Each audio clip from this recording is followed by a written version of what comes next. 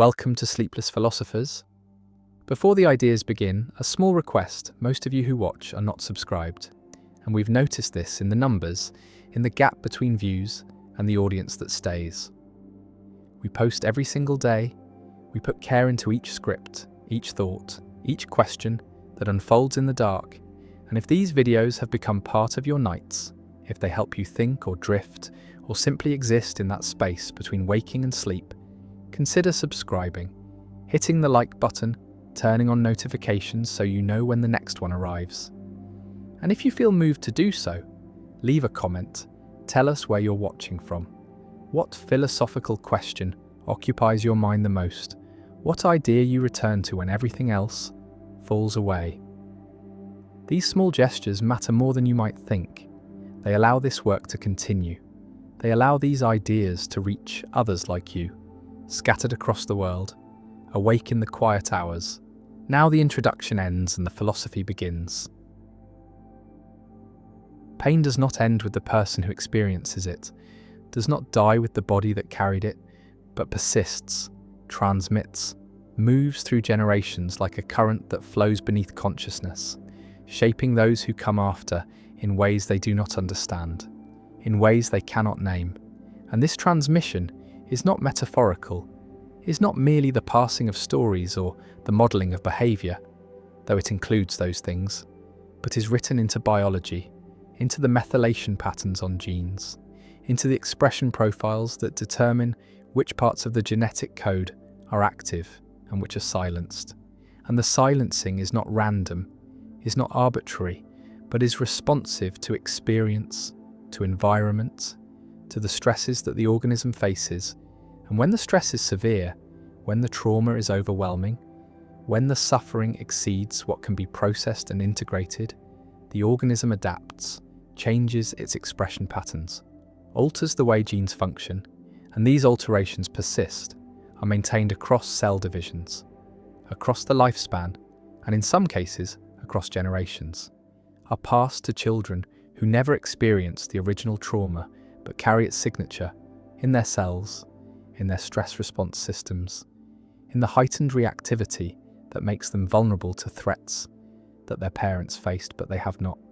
And the vulnerability is not chosen, is not learned, is inherited, is biological, is the body remembering what the mind never knew.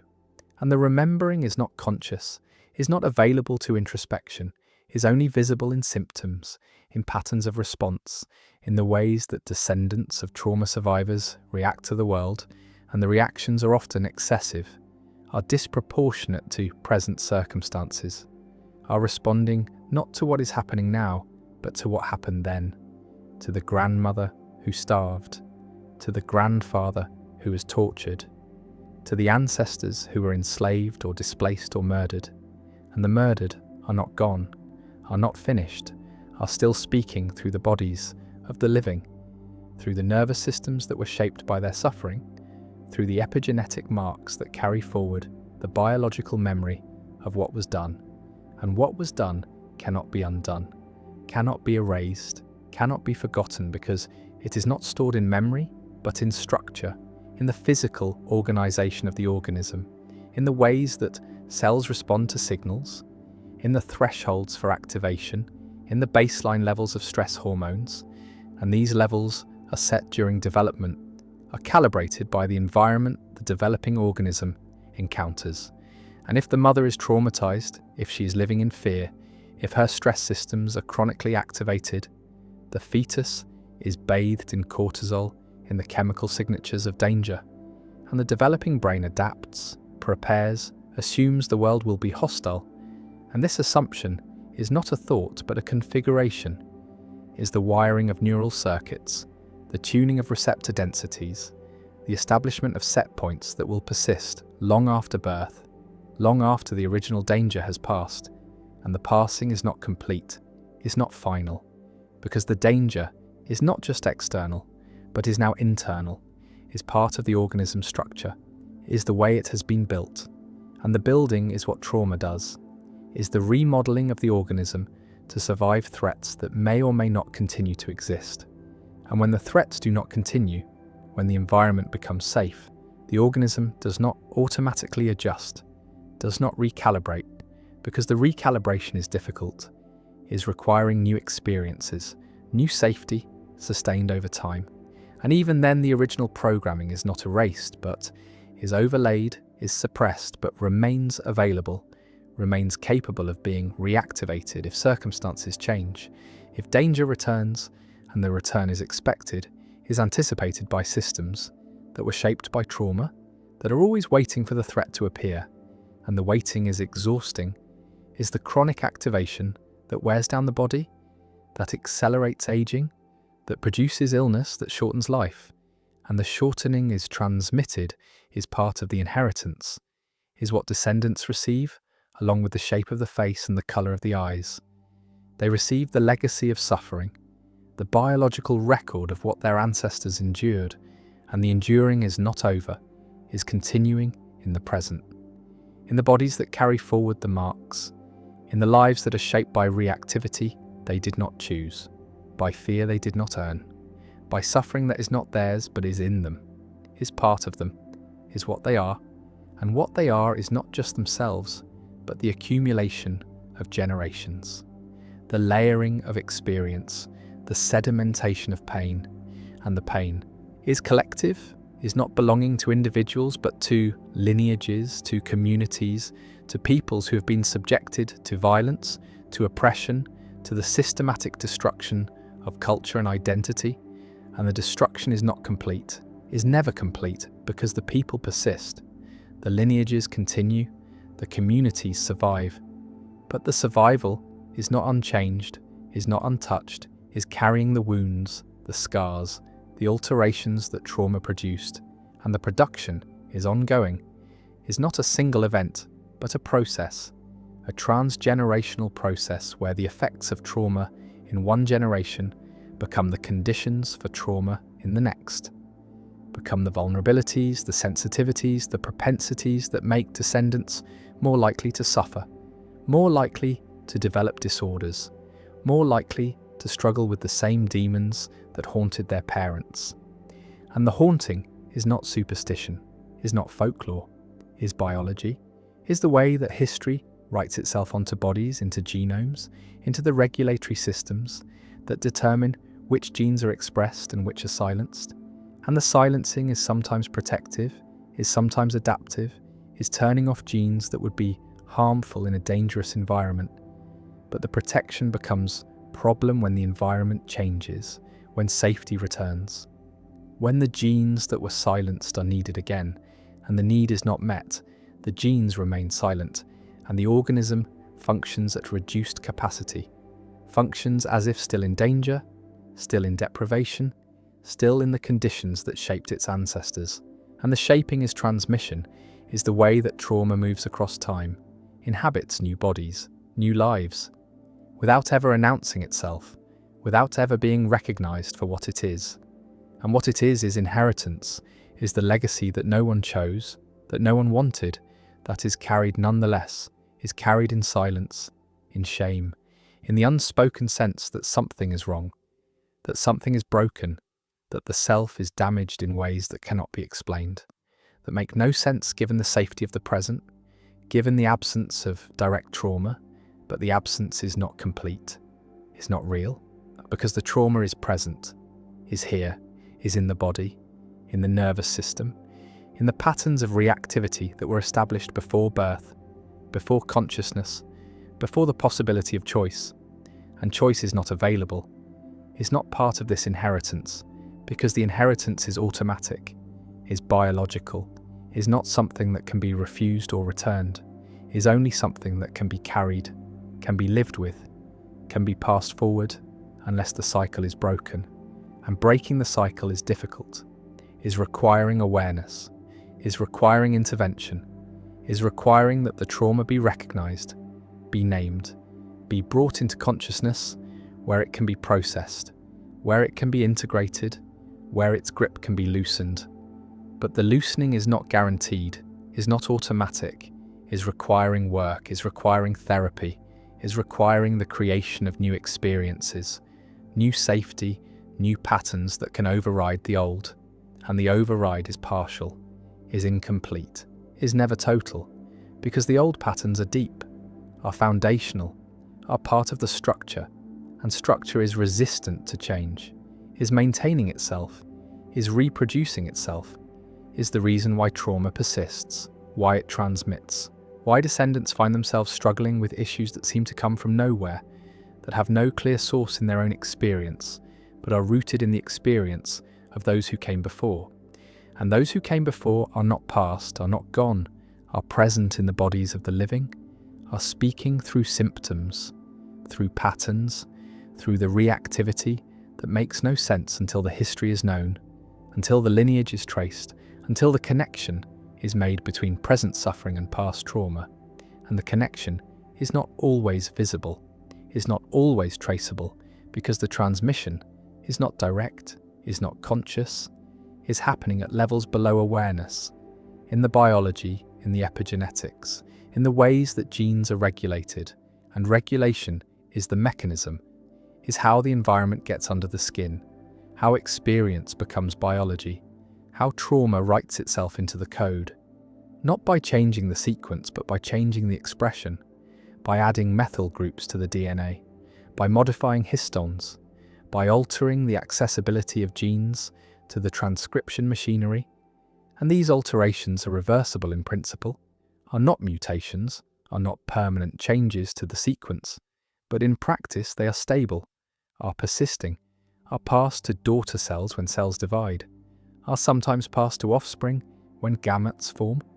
and the passing is the inheritance, is the way that trauma becomes.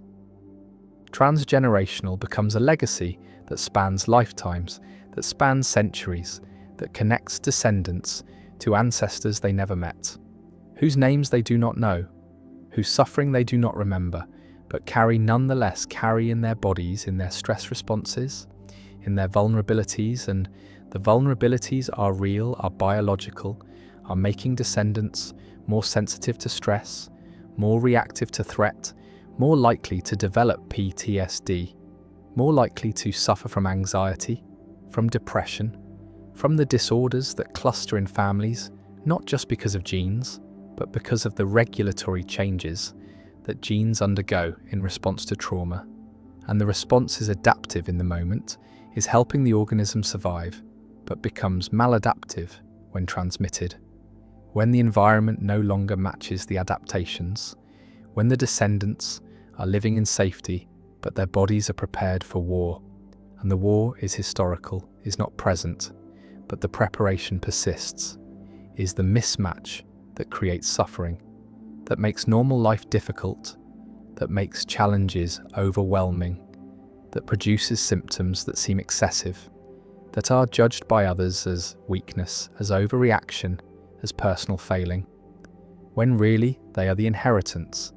are the biological legacy of trauma that was not chosen, was not earned, was simply received, was transmitted through mechanisms that the descendants did not control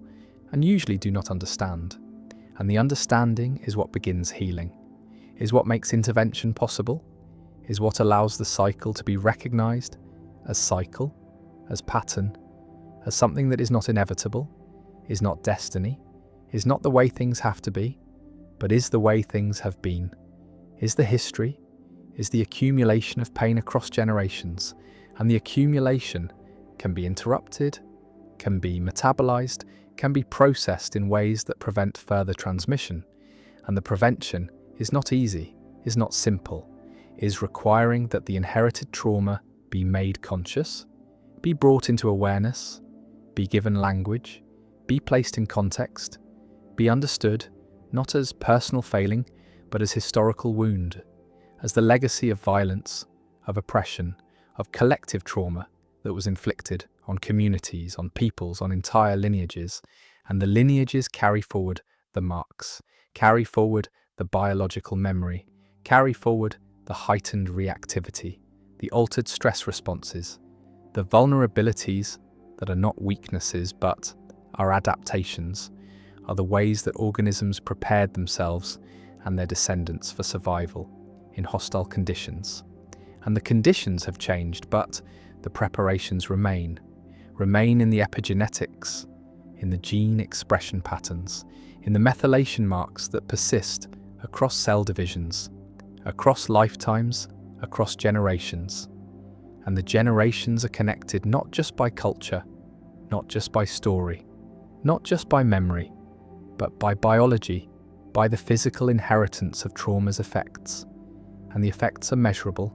are detectable, are visible in studies of Holocaust survivors and their children, in studies of famine survivors and their grandchildren, in studies of enslaved peoples and their descendants.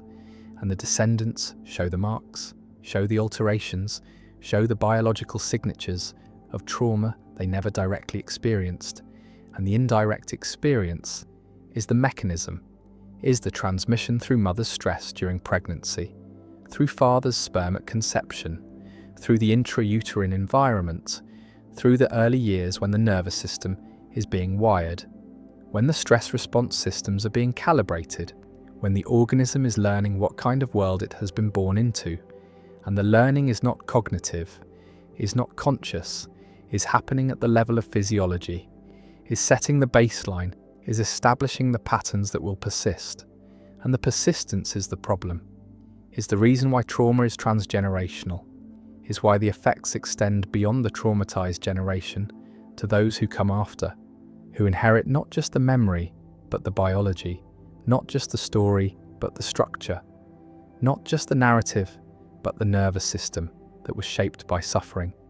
And the shaping is inheritance, is what cannot be escaped, is what is carried forward until it is metabolized, until it is processed, until the cycle is broken by someone who recognizes what is happening, who understands the transmission,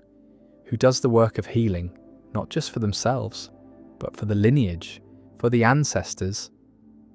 whose suffering is still present, still active, still shaping lives, and for the descendants who will either inherit the trauma or inherit the healing,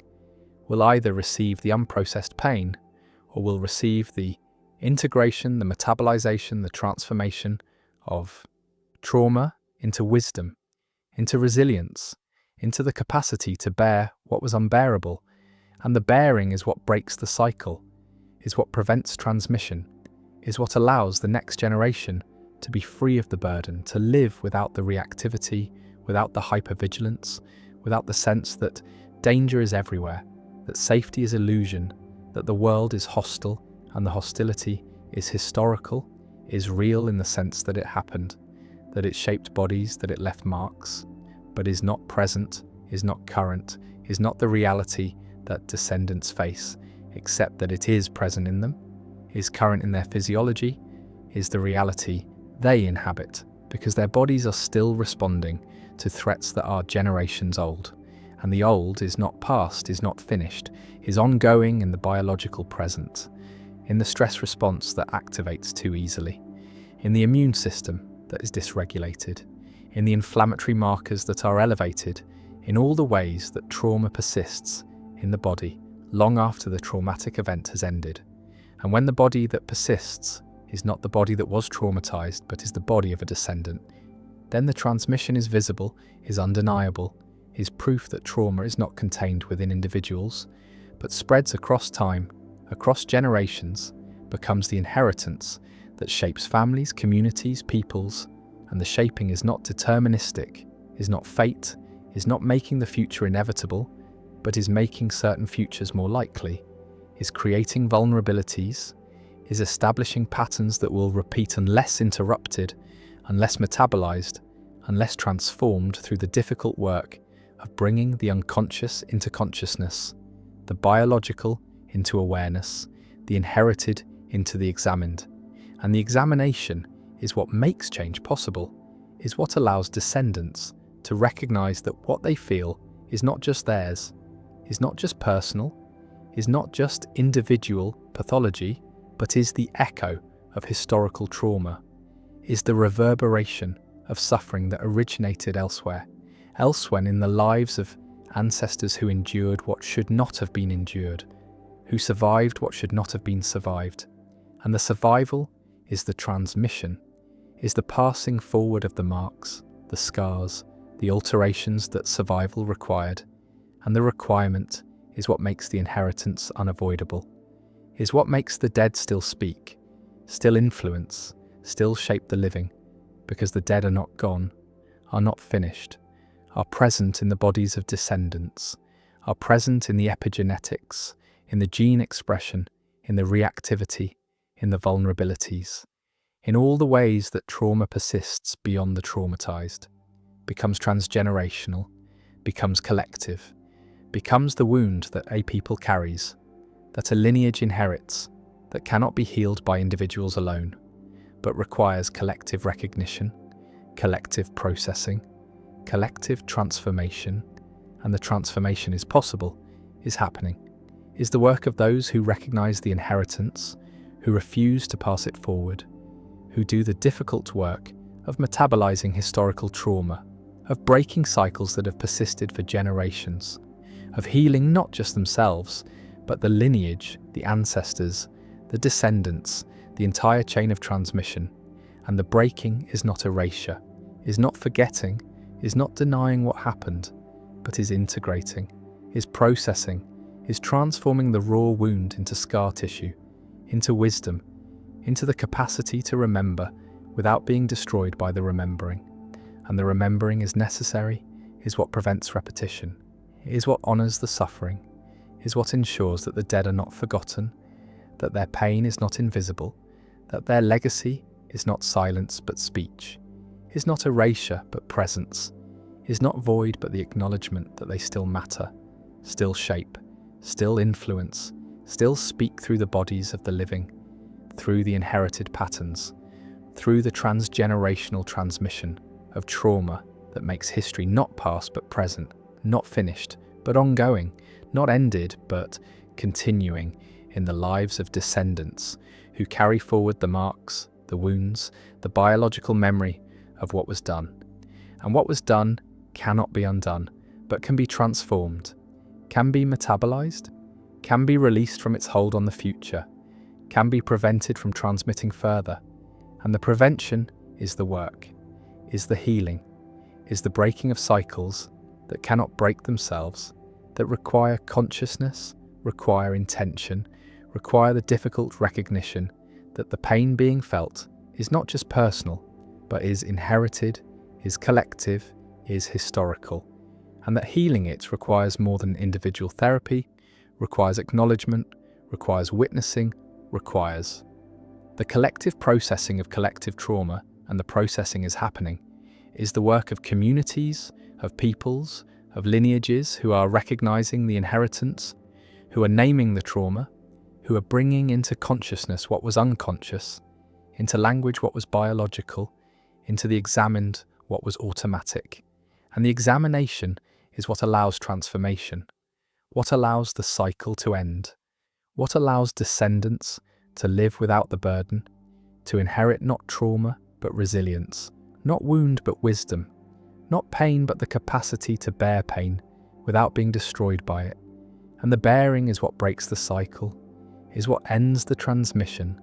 is what allows the dead finally to rest, to stop speaking through symptoms, through suffering, through the bodies of the living, and to become instead memory, story, history, the acknowledged past that shapes but does not determine, that influences but does not control, that matters but does not trap. And the trap is what trauma creates, is the cycle that repeats, is the inheritance that persists until it is seen,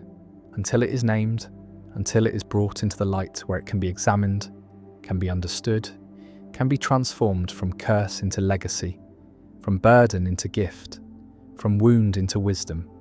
And the wisdom is what can be passed forward, is what can be inherited, is what can replace the trauma in the transgenerational transmission. And the replacement is possible, is happening, is the work of healing that extends across time, that heals not just the present, but the past, not just the self, but the lineage, not just the individual, but the collective.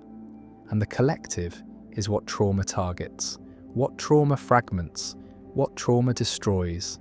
And the collective is what healing restores, what processing rebuilds, what transformation makes possible again, the sense of belonging, of continuity, of connection across generations. And the connection is what makes the inheritance bearable, is what converts trauma into meaning, suffering into purpose, pain into the possibility of preventing further pain. And the prevention is the inheritance that can replace trauma, is the legacy that can break cycles, is what the dead want,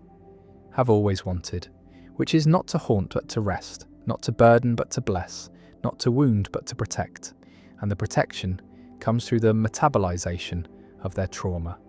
through the breaking of the cycles they could not break, through the healing they could not achieve, and achieving it now, in the present, heals not just the future, but the past, heals the ancestors whose suffering is still active, still present, still transmitting, and the healing stops the transmission, releases them, releases the descendants, releases everyone from the cycle, from the inheritance, from the weight of pain that has travelled too far, lasted too long, harmed too many, and can finally end, can finally be transformed, can finally become not trauma but memory, not wound but scar, not curse but the story of survival, of endurance, of the refusal to let trauma be the final word. And the final word is healing, is transformation, is the breaking of cycles that seemed unbreakable, the ending of inheritances that seemed inevitable, the release from the past that makes the future possible, makes life livable, makes descendants free to be themselves, rather than the repositories of ancestral pain. And the freedom is the gift, is what healing makes possible, is what the work achieves, is the inheritance that can replace trauma, the legacy that can be passed forward, the blessing that can travel across generations, not as wound but as wisdom, not as pain but as the capacity to transform pain. And the transformation is what matters, is what makes the inheritance of trauma not destiny but opportunity, not curse but challenge, not the end of possibility but the beginning of healing that can reach backward and forward, can touch the dead and the unborn, can break cycles and begin new ones. And the new ones are what the work is for, what the healing aims toward, what makes the difficult metabolization of inherited trauma worth doing, because it frees not just the self, but the lineage, not just the present, but the past and future. And the freeing is what ends the transmission, what stops the cycle, what allows trauma finally to be finished, to be over, to be transformed from the weight that crushes into the wisdom that strengthens. And the strengthening is the inheritance that descendants deserve, is what the work achieves, is what makes the pain of ancestors not meaningless but meaningful, not wasted but transformed, not the end but the beginning of healing that can extend as far into the future as trauma extended into the present. And the extension is what breaks the curse, what ends the haunting, what allows the dead finally to rest and the living finally to be free. The illusion of pure presence. Western philosophy has been obsessed with presence, with the idea that meaning is fully present to consciousness, that words capture thoughts directly, that speech delivers truth immediately, that understanding happens in a moment of transparent access where mind grasps reality without mediation, without delay, without the contamination of signs and symbols. And this obsession runs from Plato through Descartes to Husserl, this dream of pure presence, of meaning that is simply there, fully present, completely accessible, uncontaminated by absence or difference or time. And Derrida spent his career showing that this dream is impossible, that presence is always haunted by absence, that meaning is never fully present, but always deferred, always dependent on what is not there, always structured by difference and delay. And this critique he called the deconstruction of logocentrism, the deconstruction of the metaphysics of presence, the showing that what philosophy took as foundational, what it built everything on, what it never questioned, was actually an illusion, a construction, a denial of what makes meaning possible in the first place. Logocentrism is the privileging of speech over writing, the assumption that spoken language is primary, is closer to thought, is more authentic, is the natural expression of meaning, while writing is secondary, is derivative, is a mere representation of speech, a supplement that adds nothing essential, that could be eliminated without loss. And this privilege appears everywhere in philosophy, appears in Plato's suspicion of writing in the Phaedrus, appears in Rousseau's claim that writing corrupts natural speech, appears in Saussure's insistence that linguistics should study speech, not writing, appears in Husserl's phenomenology, where meaning is supposed to be present to consciousness. In the living voice, in the moment of speaking, where thought and expression coincide, where there is no gap, no mediation, no absence, just the full presence of meaning to itself. And Derrida argues that this entire structure is based on a mistake, that speech is not privileged, that it depends on the same structures of absence and difference that characterize writing, that the opposition between speech and writing is false, that what philosophy tried to exclude, tried to marginalize, tried to treat as secondary, is actually constitutive,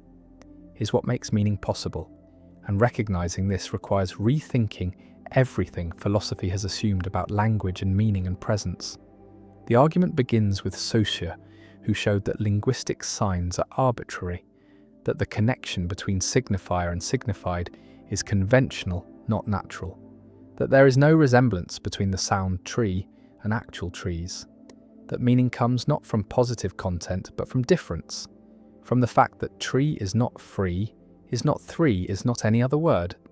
that each sign gets its meaning from its position in a system of differences, from what it is not rather than from what it is. And this means meaning is never simply present in a sign, is never contained in it, is always dependent on absence, on all the other signs that are not present but that structure, the meaning of this sign through their absence, through the differences that define the system. And if meaning comes from difference, then it comes from what is absent, comes from the traces of other signs, comes from a structure that cannot be present all at once, that exceeds any moment of presence. That means presence is always already contaminated by absence, always already structured by what is not there. Derrida takes this insight further with his concept of difference, spelled with an A instead of an E to mark a difference that cannot be heard in speech, that exists only in writing. And this spelling already undermines the privilege of speech, already shows that writing can mark distinctions, that speech cannot, that writing is not simply a representation of speech, but has its own resources, its own capacities, its own forms of meaning, and difference is a neologism that combines two French verbs, differ a meaning to differ, and differ a meaning to differ.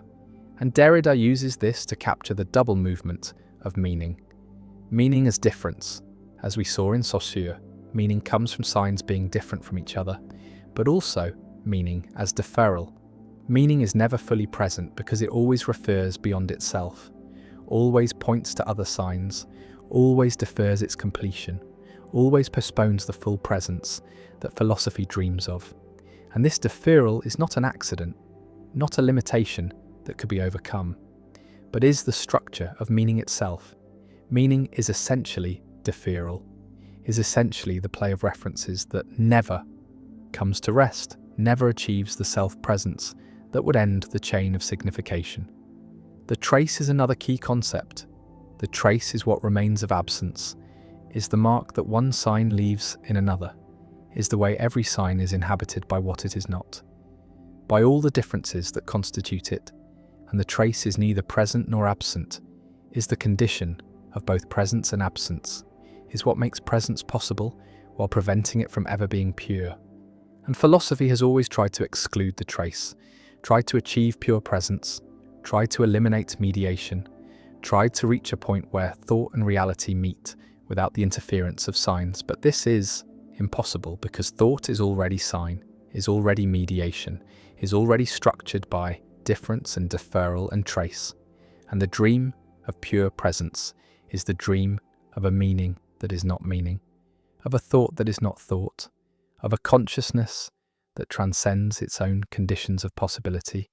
And this is why the dream always fails, why philosophy keeps encountering the same problems, why every attempt to ground meaning in presence leads to paradox and aporia, and the recognition that presence depends on what it tried to exclude. Husserl represents the culmination of the metaphysics of presence. His phenomenology tried to describe consciousness as it appears to itself, tried to bracket all questions of external reality and focus on the structures of experience. And he believed that in the living present, in the now of consciousness, meaning was fully present, that intentionality gave consciousness direct access to objects, that the voice was privileged because in speaking I hear myself speak. The signifier and the signified seem to coincide. There is no delay, no gap, no mediation, just the immediate self-presence of meaning. And Derrida's critique shows that even this privileged case depends on difference and deferral, because the now is not atomic, is not indivisible, is always already divided between past and future, between retention and protension, between what just was and what is about to be. And the pure present is impossible, is never experienced, is a theoretical construct that phenomenology posits but never demonstrates. And if the present is divided, then self-presence is divided, then the voice does not deliver unmediated meaning, but is already caught in the play of difference, already structured by trace and deferral, already contaminated by absence. The supplement is Derrida's term for what is supposed to be secondary, but turns out to be essential, what is supposed to add to something complete, but turns out to constitute it. And writing is the supplement to speech in the logocentric tradition. Writing is supposed to represent speech, to add nothing except the convenience of transmission across distance and time, to be a technology that speech could do without. But Derrida shows that speech already has the structure of writing, already involves repetition and difference and absence, already is a system of marks that function through their differences, not their presence. And what this means is that the supplement is not secondary, the supplement is originary. What seems to come after and add to is actually what makes possible what it supplements. And this reversal is characteristic of deconstruction, the showing that what the tradition marginalized as derivative is actually constitutive, that what was excluded as external is actually internal, that the hierarchy must be reversed or rather dissolved, because the terms are not opposed but entangled, and neither is prior to the other. Both depend on structures that exceed them. Rousseau provides Derrida with a key text. Rousseau's essay on the origin of languages argues that speech is natural and writing artificial, that speech expresses passion directly while writing is cold and mediated, that the progress of civilization involves the corruption of natural speech by artificial writing, and yet Rousseau's own text undermines this claim, shows writing doing things speech cannot do, shows that even his account of natural speech describes it in terms that apply to writing, describes it as involving representation and difference and absence. And Rousseau himself acknowledges that writing supplements speech, that it is dangerous precisely because it can do what speech does without the presence of the speaker. And this danger reveals that presence was never essential, that meaning can function in the absence of the speaker, that the supplement is not secondary but reveals the structure of what it supplements, reveals that speech was always already writing in the broad sense that Derrida gives to writing, the sense of archie-writing, the structure of difference and deferral and trace that makes all meaning possible.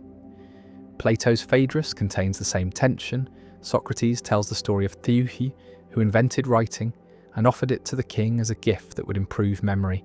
and the king rejected it, saying that writing would destroy memory, would make people dependent on external marks rather than internal knowledge,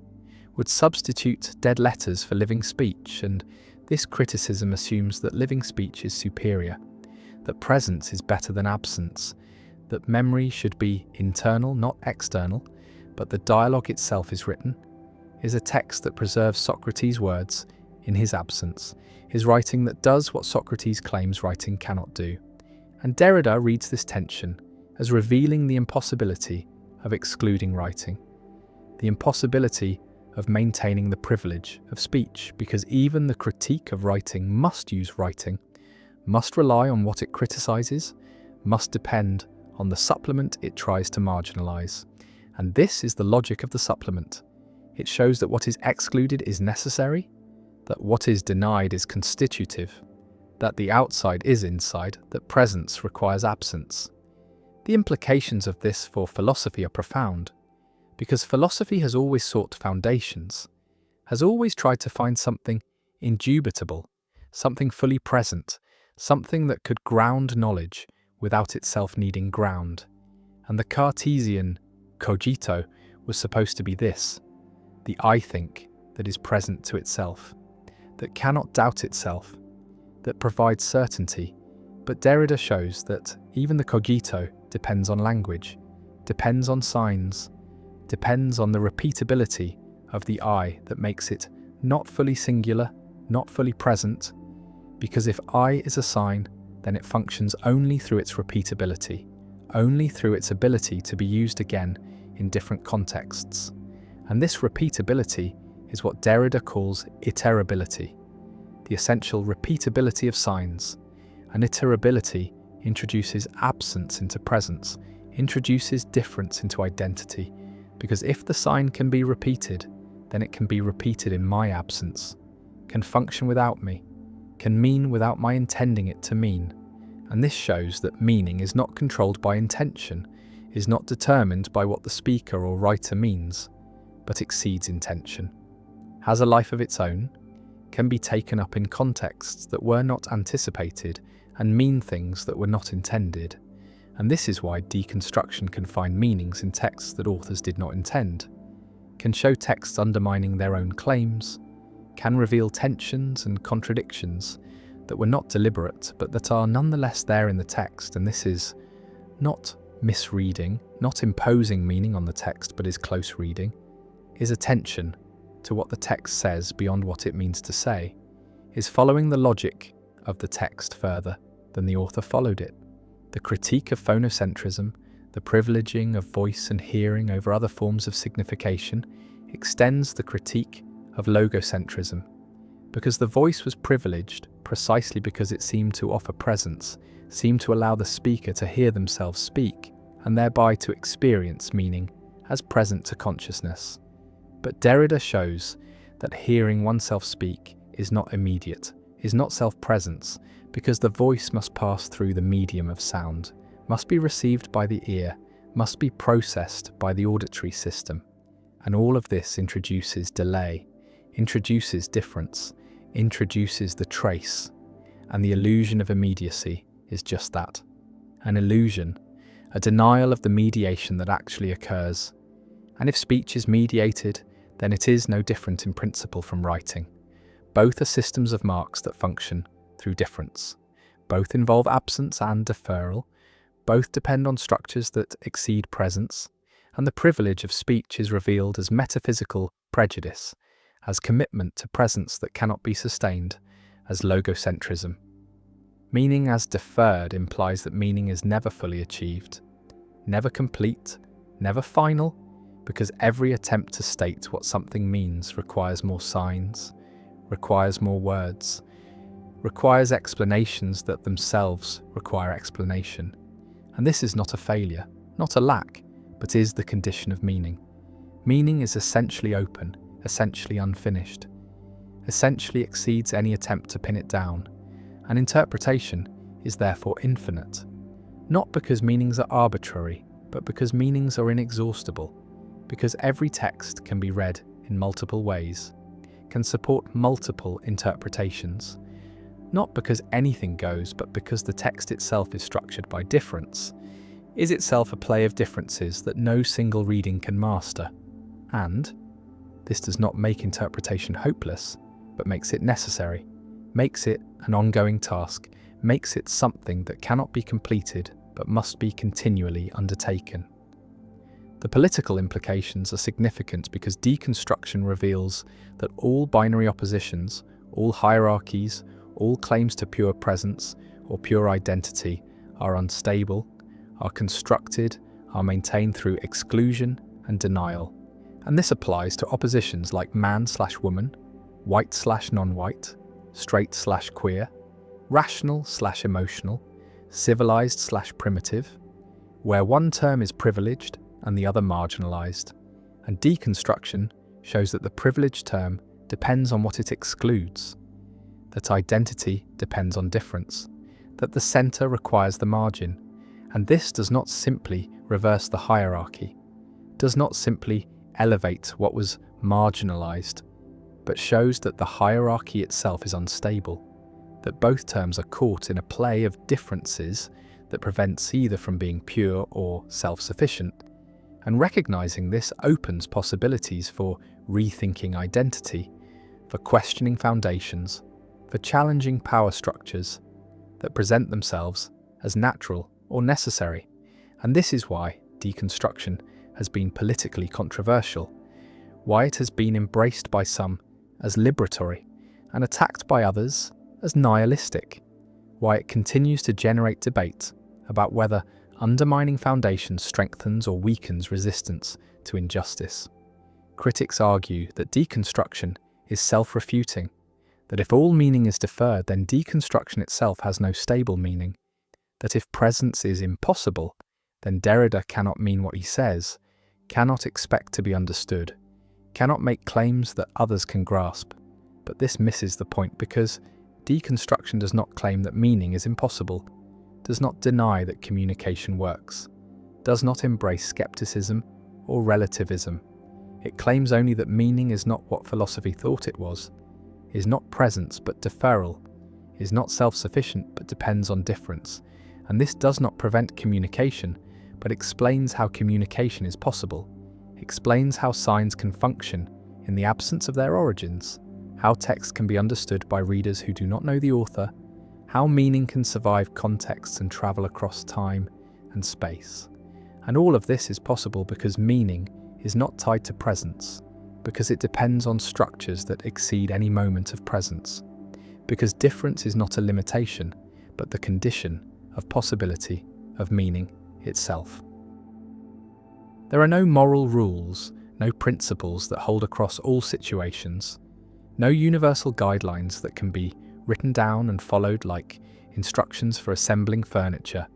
And this is not because morality is arbitrary or because ethics collapses into relativism, but because the moral quality of an action depends entirely on context, on the particular features of the particular situation, on the way reasons interact and combine and transform each other in ways that resist codification, resist generalization, resist the kind of systematic thinking that philosophy has pursued for thousands of years. Jonathan Dancy calls this moral particularism, the view that ethical judgment does not require principles, that one can be a perfectly competent moral agent without believing in rules, without consulting maxims, without checking whether an action conforms to some universal law, because morality emerges from the details, from the specific configuration of factors that make this situation different from every other situation, and what is right here may be wrong there. Not because the rule changed, but because there was never a rule to begin with, only the illusion of one, only the human tendency to see patterns where there is only particularity, only the desperate need for certainty in a domain that offers none. Aristotle glimpsed this. He said that ethics was not like mathematics, that it dealt with things that held for the most part, that moral judgment required phronesis, practical wisdom,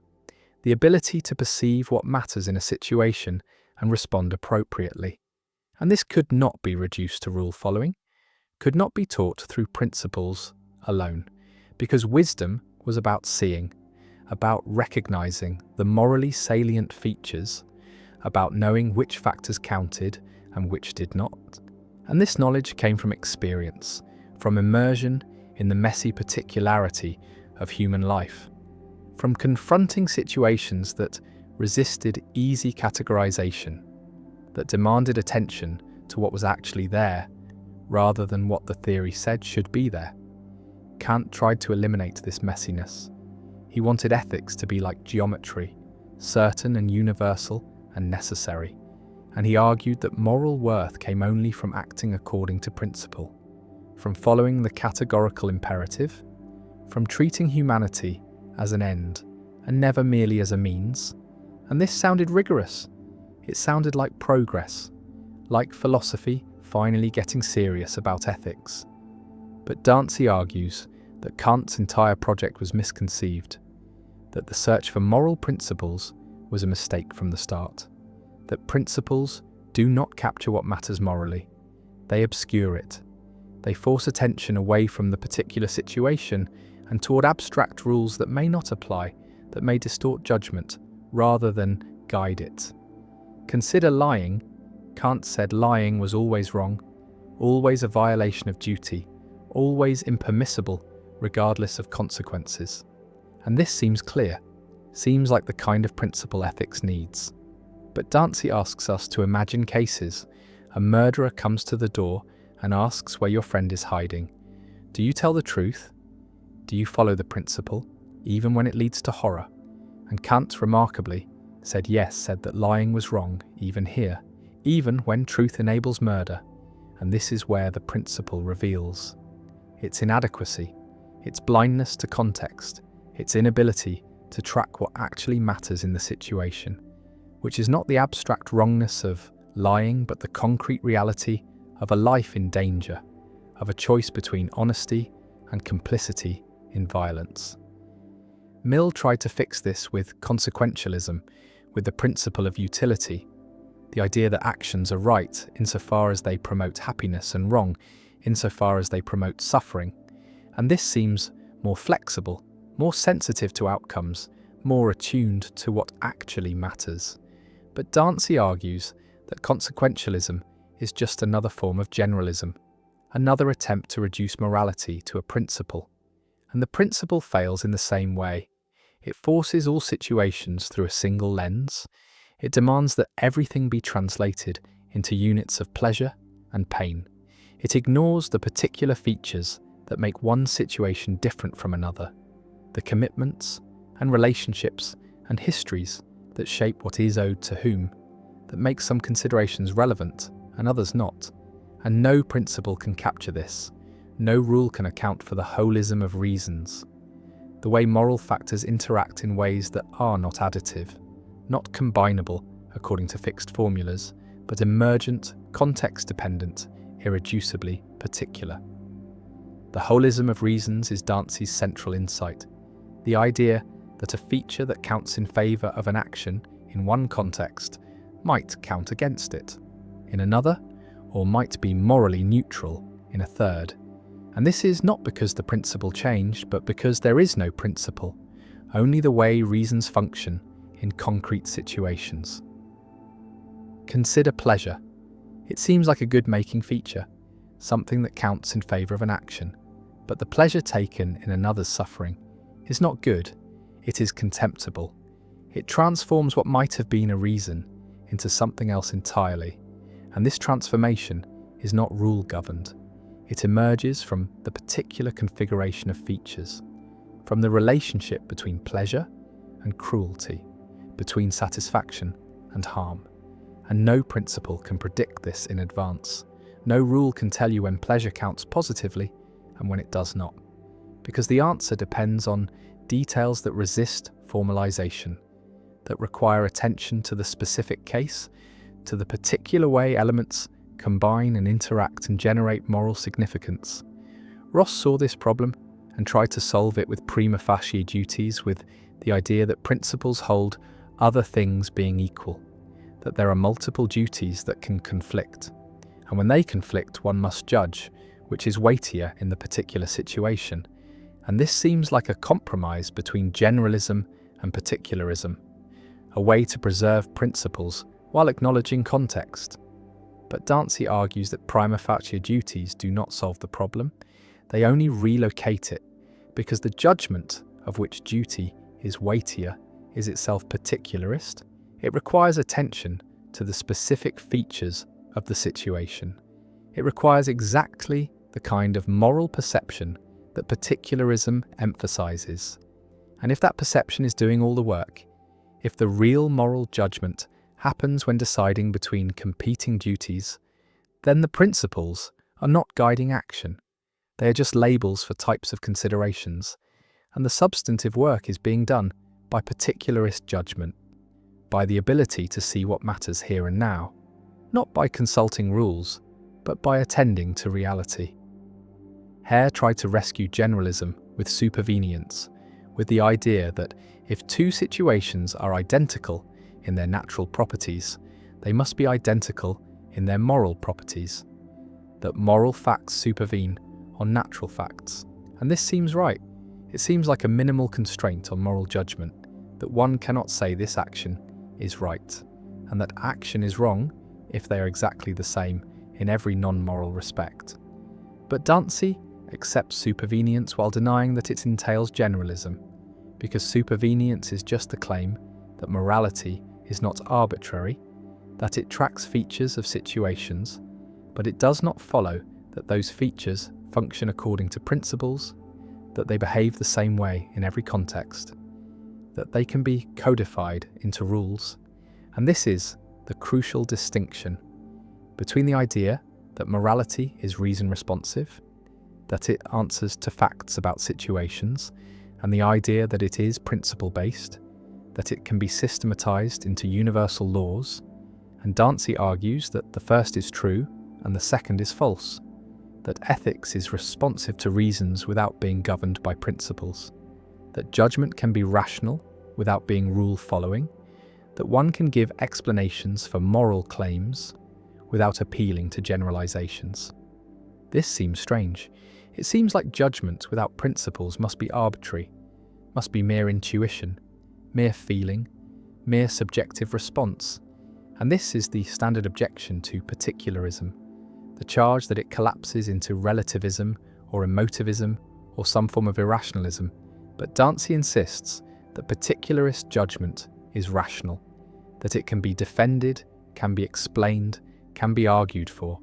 But the defense does not take the form of deriving the judgment from a principle. It takes the form of pointing to features of the situation, of saying, look at this, see how it matters, see how it combines with that to generate this moral requirement. And this is not irrational. It is not arbitrary. It is simply a different form of rationality, one that operates at the level of the particular rather than the universal, one that trusts perception rather than deduction,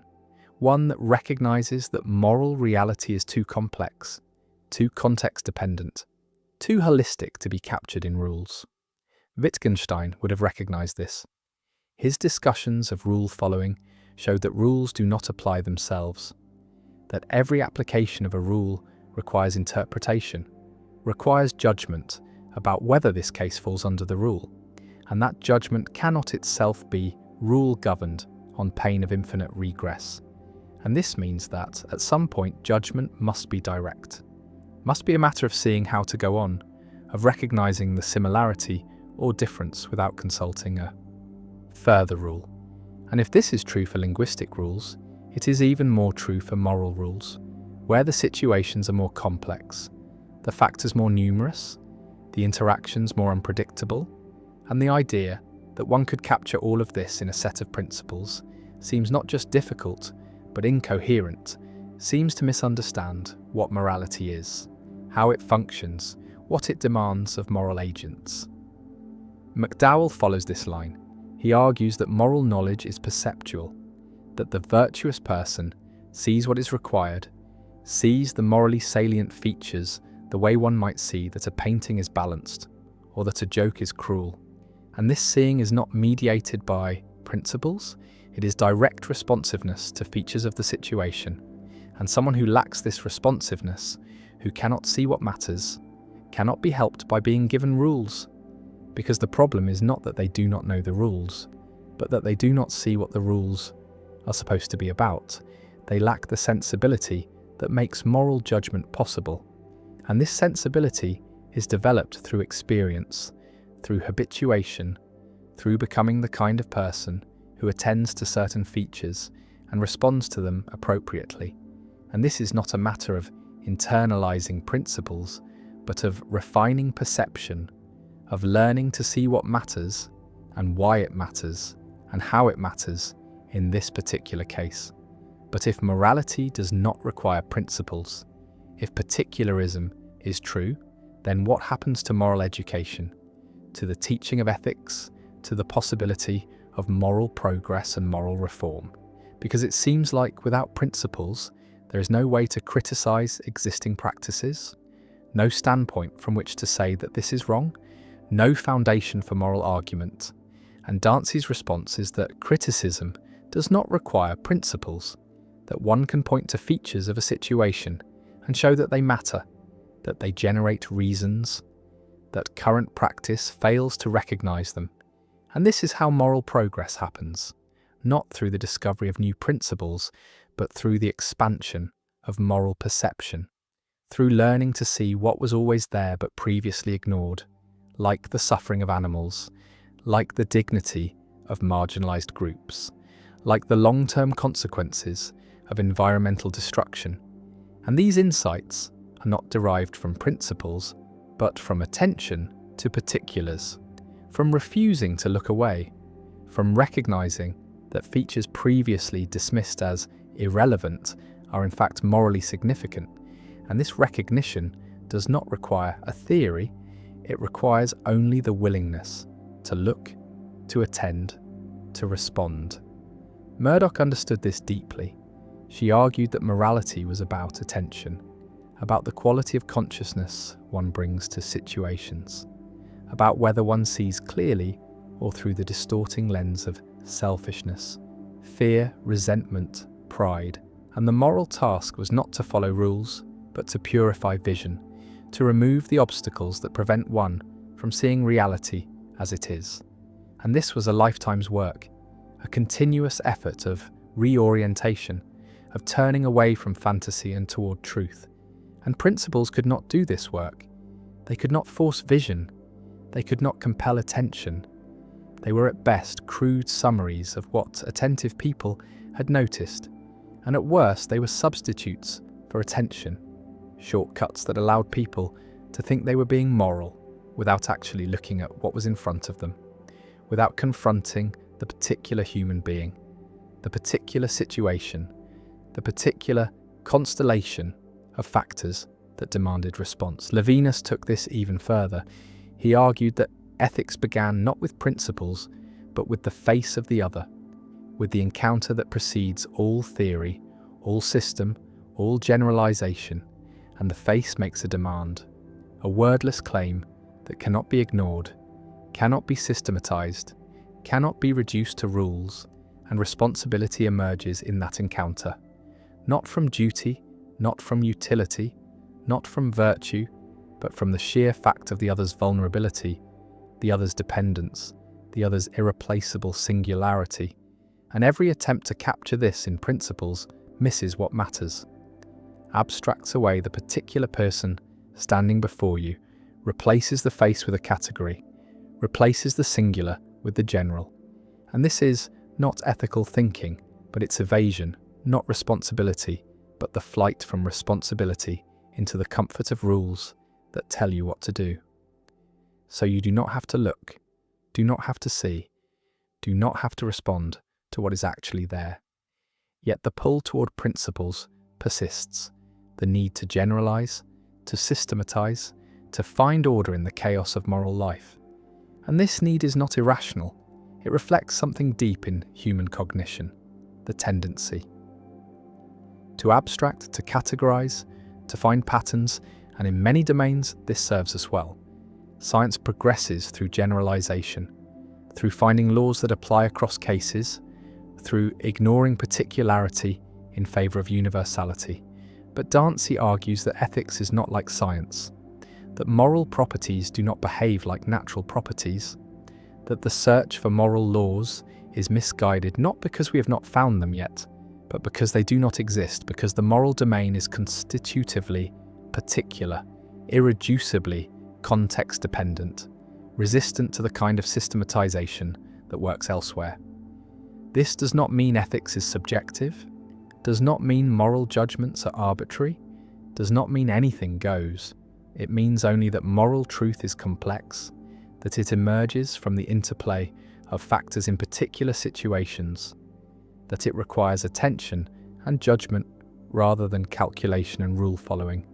And the person who wants certainty, who wants an algorithm for ethics, who wants to know in advance what the right answer is asking for something ethics cannot provide. Not because ethics is deficient, but because that is not what ethics is, not what it has ever been, not what it could be without ceasing to be about the messy, complicated, particular reality of human life. The implications of this extend into every corner of moral philosophy, into debates about action and character, about consequentialism and deontology, about the nature of reasons and the structure of normativity. Because if particularism is true, then the entire framework of traditional ethics must be reconsidered, the search for supreme principles abandoned, the hope for moral certainty relinquished, the dream of ethics as a deductive science dissolved, and what replaces it is something humbler, something more difficult, something that requires not cleverness but wisdom, not logic but perception, not theory but attention to the infinite complexity of actual situations. And this is harder, requires more from moral agents, demands that they develop sensitivity rather than memorize rules, that they cultivate character rather than learn formulas, that they become the kind of people who can see what matters rather than the kind who can apply principles.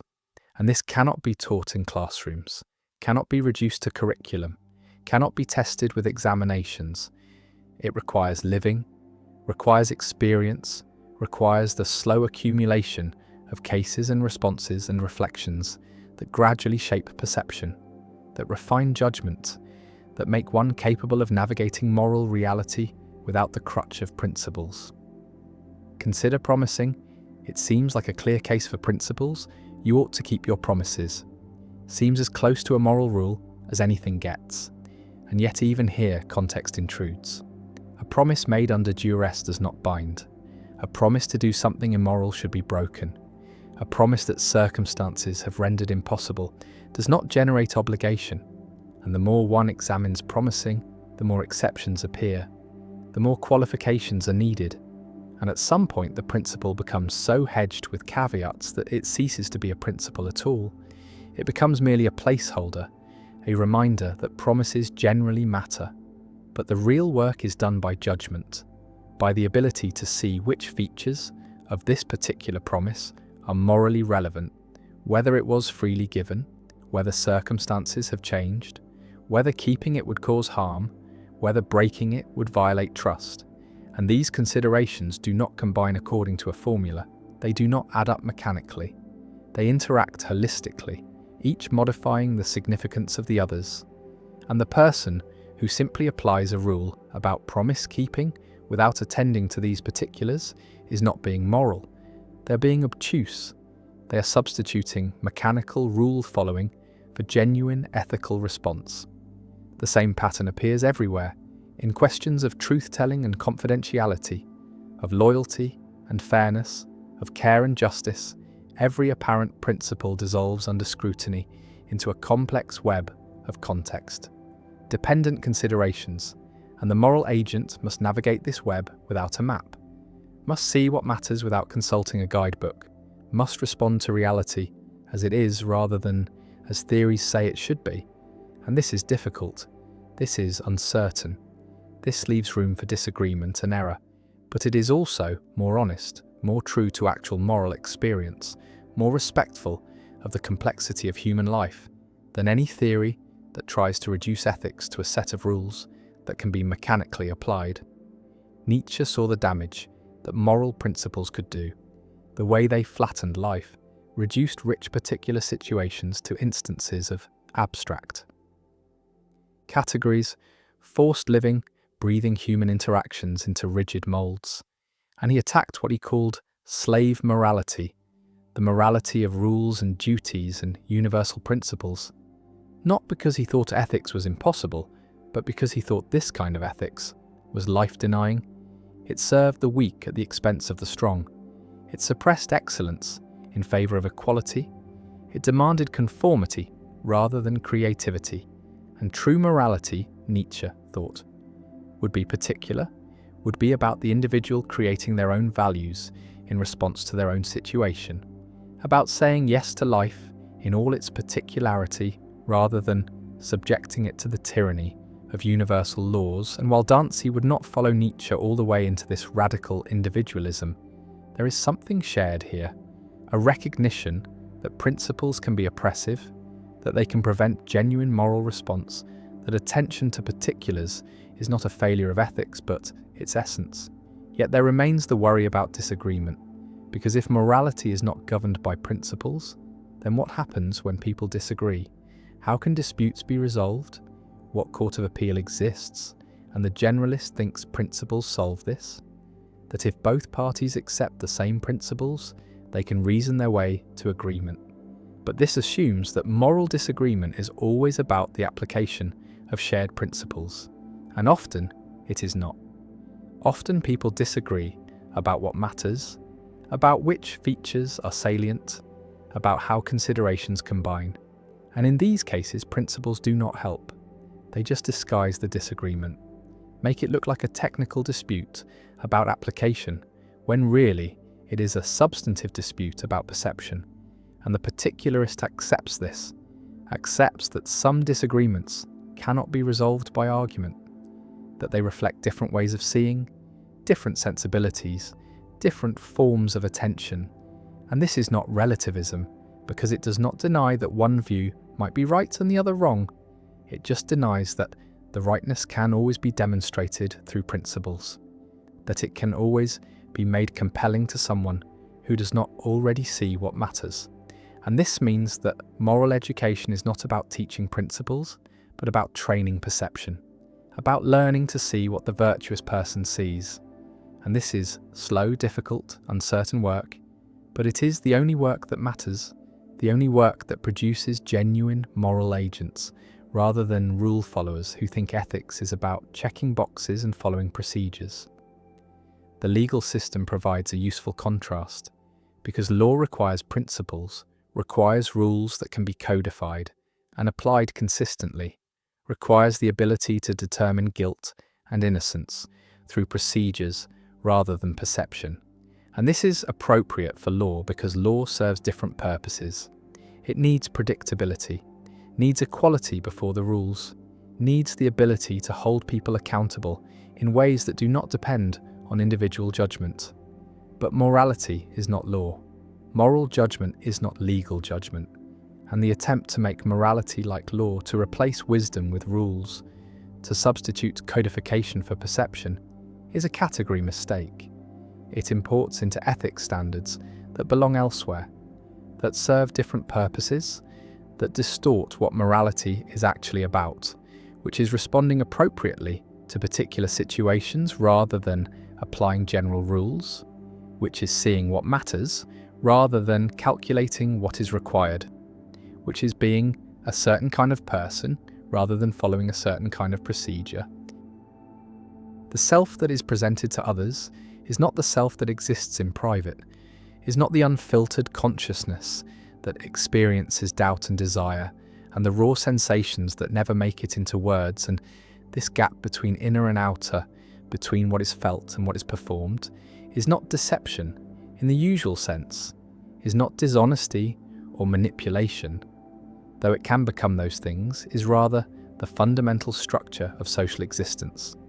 the way that human beings must translate the chaos of subjective experience into forms that others can recognize, can respond to, can incorporate into their own understanding. And this translation is always a performance, always a presentation of self that is shaped by audience, by context, by the roles that are available, by the scripts that culture provides. And the person performing is usually unaware of performing, usually believes that the presented self is the real self, that the role is identity,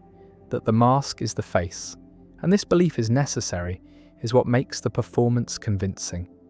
Because a performance that is known to be performance breaks the illusion, creates distance, makes interaction awkward. And so the actor must forget they are acting, must inhabit the role so completely that it feels natural, feels spontaneous, feels like authenticity. Even though authenticity is itself a performance, is itself a role that can be played well or badly. And the irony is that the pursuit of authenticity, the desire to be real, to be genuine, to present the true self, often produces the most theatrical performances, the most carefully curated presentations, because authenticity has become a value, has become something to be achieved. And achievement requires effort, requires strategy, requires the very calculation that authenticity is supposed to transcend. And so people perform authenticity, perform vulnerability, perform the disclosure of inner experience in ways that are designed to elicit specific responses, to create specific impressions. And the performance is so smooth, so practiced, that it does not feel like performance. It feels instead like courage, like honesty, like the removal of masks, when really it is just a different mask, just a different role, the role of the authentic person. And this role has its own rules, its own expectations, its own ways of being performed correctly. And those who perform it well are rewarded with trust, with intimacy, with the sense that they are real in a way that others are not. But the reality is constructed, is as much a presentation as any other, is distinguished only by the fact that it is currently valued, currently believed to be the marker of genuine selfhood. And in another time, another culture, a different performance would be valued, a different role would signify authenticity, and the self would adapt, would learn the new script, would perform the new role with the same conviction, the same sense of being true to something essential. And this adaptability reveals that there is no essential self, no core identity that exists independent of performance, only the capacity to perform, the ability to take on roles, to switch between them, to present different faces to different audiences. And this switching is not pathological, is not evidence of fragmentation or disorder, is simply the normal operation of social cognition, the way that human beings navigate the complex demands of living among others, who have expectations, who assign meaning to behaviour, who respond not to inner states but to outer presentations. And the outer must be managed, must be controlled, must be performed in ways that produce the desired effects. And the desired effects vary by situation, by relationship, by goal. And so the self that is presented varies as well, is different at work than at home, different with friends than with strangers, different in public than in private. And each version feels real in the moment, feels like the self, but the multiplicity suggests that the self is not a thing but a process, not an entity but an activity, the activity of presenting, of performing, of managing the impression that others form. And this management is constant, is exhausting, is the hidden labour that underlies all social interaction, the work of monitoring how one is being received, adjusting tone and posture and expression to match the demands of the situation, suppressing impulses that would be inappropriate, amplifying qualities that are valued. And this work is largely unconscious, is automatic, is the result of years of training in how to be a person, how to perform the role that culture assigns. And the training begins in childhood, begins with the learning of language, of gesture, of the countless small behaviours that signal membership, that indicate understanding of the rules, and children who fail to learn these behaviours, who cannot perform the expected roles, are marked as strange, as other, as outside the social order. And the marking is punishment, is exclusion, is the withdrawal of recognition. And recognition is what makes selfhood possible, is the confirmation that the performance is successful, that the presented identity is accepted, is real. And without recognition, the self becomes unstable, becomes uncertain, becomes desperate for validation, for proof that it exists. And this desperation drives performance, drives the endless adjustment and refinement of presentation, drives the pursuit of authenticity that is really the pursuit of recognition, the desire to be seen, to be known, to be confirmed in one's existence by the gaze of another. And the gaze is selective, is interpretive, sees not what is actually there, but what it expects to see, what it has been trained to see by culture, by category, by stereotype. And the person being gazed upon knows this, adjusts accordingly, performs the role that the gaze expects or deliberately subverts it, performs the opposite, performs resistance, but resistance is also performance, is also a role. The role of the rebel, the nonconformist, the authentic individual who refuses to play the game. And this refusal is its own game, its own set of rules, its own performance that must be maintained. And the maintenance is exhausting, is perhaps more exhausting than conformity, because it requires constant vigilance, constant assertion of difference, constant performance of not performing. And the paradox is that the more one tries to escape performance, the more theatrical the presentation becomes. The more calculated the spontaneity, the more rehearsed the authenticity, and there is no escape from this paradox, no way to be social without performing, because sociality is performance, is the presentation of self to others in forms that can be recognized, and recognition requires forms, requires categories, requires roles that are shared, that are understood, that carry meaning beyond the individual, and the individual is always exceeding these categories, is always more complex than any role can contain, is always feeling things that cannot be expressed, thinking things that cannot be said, experiencing a richness of inner life that the performance necessarily simplifies, necessarily reduces, and this reduction is the cost of being understood, the price of social existence, and the question is whether the price is worth paying, whether the recognition gained is worth the self that is lost, and the answer varies, is different for different people at different times, and some find the performance liberating, find relief in the structure, in the clarity of roles, in the ability to step into a character and leave the chaos of unmediated experience behind, and others find it suffocating, find the roles too constraining, the masks too heavy, the gap between inner and outer too painful. And these are the ones who talk about authenticity, who long for genuine connection, who want to be seen as they really are. But what they really are is not something that can be seen, is not something that can be presented, is only something that can be lived. And lived experience is private, is immediate, is lost in the translation to performance, and so the longing for authenticity is a longing for the impossible, for a form of recognition that would not require form, for a connection that would not require mediation, for a self that could be known without being performed. And this self does not exist, has never existed, is a fiction, is the romantic myth of the true self that lurks beneath the social surface, waiting to be discovered, to be liberated, to be expressed. But there is no beneath. There is no depth where the true self resides. There is only surface, only performance, only the endless presentation of forms that are more or less successful, more or less satisfying, more or less exhausting, and the exhaustion is real, is the inevitable result of constant performance, of the effort required to maintain coherence, to present a self that is consistent across contexts, that makes sense as a character, that can be narrated as a story, and the story is always being edited, always being revised, always adjusting to new information, to new audiences, to new demands. And the editing is not optional, is not something that can be refused without cost.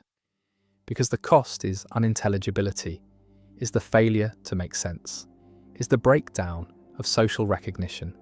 And without recognition, the self dissolves, becomes nothing, becomes the raw experiencing that has no form, no identity, no place in the social world. And the social world is the only world there is the only context in which selfhood is possible. And so the performance continues, must continue, is the condition of being human, of being a creature that exists not alone but among others, not in isolation but in relationship. And relationship requires presentation, requires the management of impressions, requires what Irving Goffman called dramaturgy, the theatrical metaphor for social life, the idea that all interaction is performance, that every encounter has a front stage where the performance happens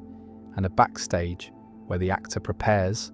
and the backstage is not more real than the front stage, is not where the true self resides, is simply where a different performance happens.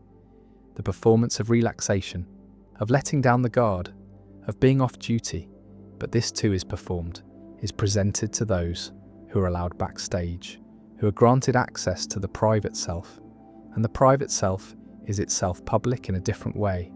is itself a presentation designed for a specific audience,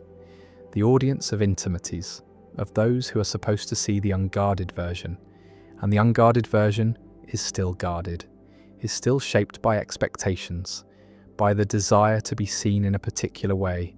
by the need to maintain certain impressions, even in intimacy, especially in intimacy, because intimacy is where the stakes are highest, where the performance matters most, where failure to maintain character can destroy relationships, can shatter the trust that depends on consistency, on the beloved being who they claim to be, on the friend being recognizable, on the self being stable enough to be relied upon. And stability requires performance, requires the suppression of variability, the editing out of contradictions, the maintenance of a coherent narrative that makes the self intelligible as a character. And characters are not people, are simplifications, are abstractions, are the reduction of complexity to manageable form, and the management is necessary, is what makes interaction possible, but it comes at a cost. The cost of everything that does not fit the character, everything that contradicts the narrative, everything that would make the self less coherent, less consistent, less recognizable, and what does not fit is suppressed, is hidden, is relegated to the back regions of consciousness where it cannot disrupt the performance. And sometimes the suppression is so successful that the performer forgets what has been suppressed, loses access to the parts of experience that do not fit the role.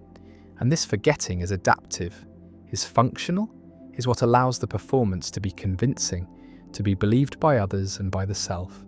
But it creates a split, creates the sense that something is missing, that the performed self is incomplete, is not capturing everything. And this sense drives the search for authenticity, drives the belief that there is a true self, waiting to be discovered, waiting to be expressed. But what is found when the search is pursued is not a true self, but more performances, more roles, more ways of presenting that feel more or less authentic depending on how well they are received, on how much recognition they generate, on how satisfying the performance is to the performer. And satisfaction is not a property of the role itself, but of the response it elicits, of the confirmation it receives, of the way it makes the social world respond. And the response is what matters, is what makes performance meaningful, is what converts the theatrical into the real, because the real is not opposed to performance, but is produced by performance, is the effect of successful presentation, is what happens when the audience believes, when the role is inhabited so completely that it becomes indistinguishable from identity, and identity is not what the person is, but what the person is taken to be, what they are recognized as, what social position they occupy. And the occupation of position requires performance, requires the enactment of the behaviors associated with the position, and the behaviors must be performed correctly, or the position is lost. The identity is challenged, the self is thrown into crisis, and crisis is the breakdown of performance, is the moment when the role no longer works, when the script fails, when the audience refuses to play along. And these moments are revealing, are glimpses of the machinery behind the presentation, are proof that the self is constructed rather than discovered,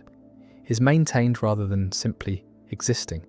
and the maintenance is work, is constant work, is the hidden labor that everyone performs, but no one acknowledges, because acknowledging it would break the illusion, would make it impossible to believe in the roles. And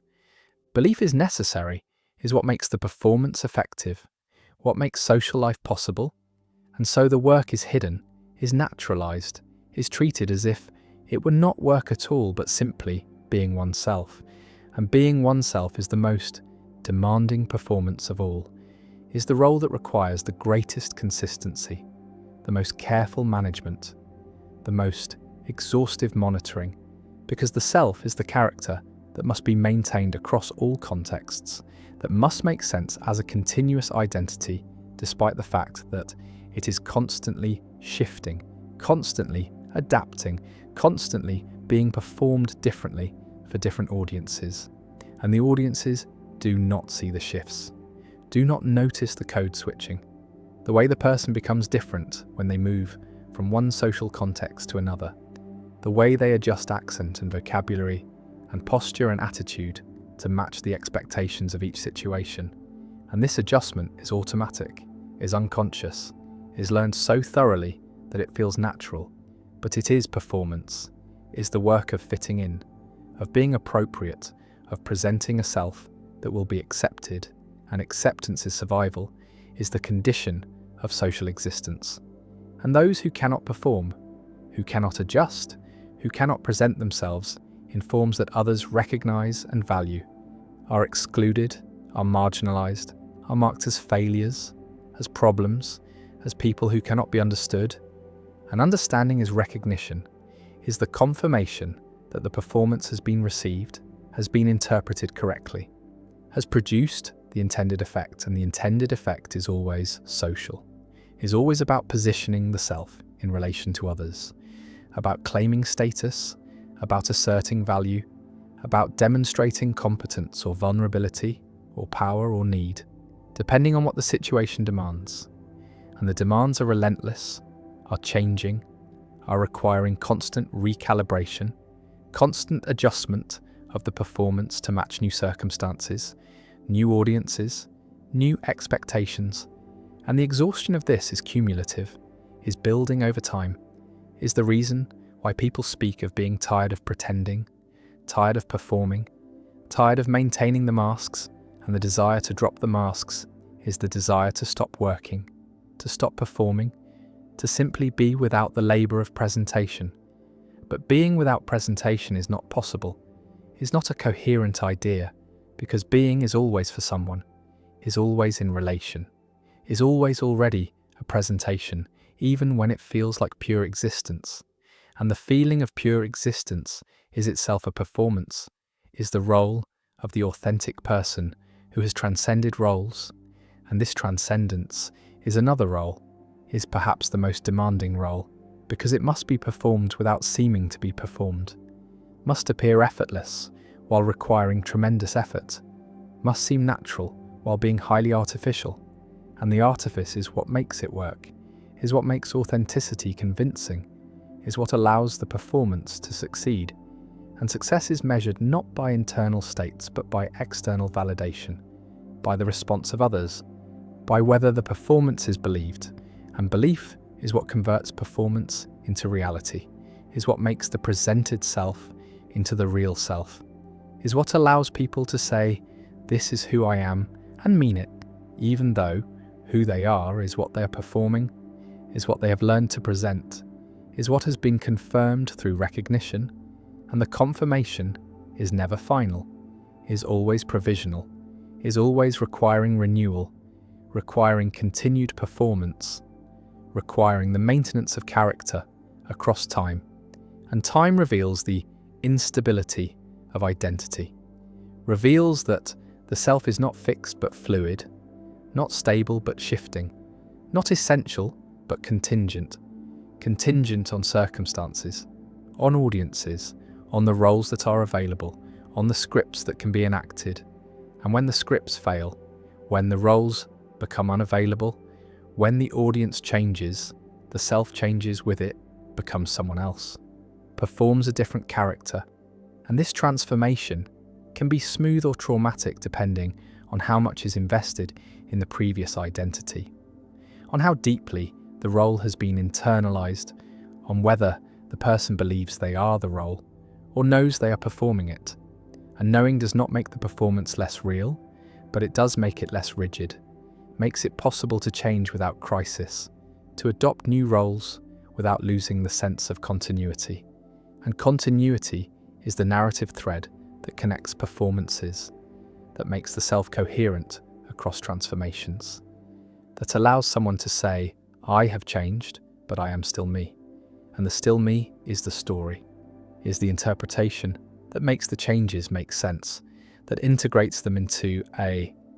single life, a single identity, and the integration is retrospective, is always looking back and reinterpreting the past in light of the present, making the past make sense as preparation for who one is now, and who one is now is who one is performing now, is the current role, the current presentation, and this will change, will be different. In a year, in a decade, will be looked back upon as another version, another performance, in the long series of performances that constitute a life. And the life is not the sum of these performances, but the narrative that connects them, the story that makes them cohere, and the story is itself a performance, is the presentation of a life as meaningful, as directed, as having purpose and continuity,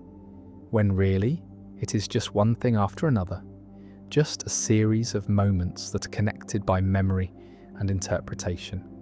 not by any underlying essence, not by any true self that persists through change. And the absence of essence is not a problem, is not a lack, is simply the human condition,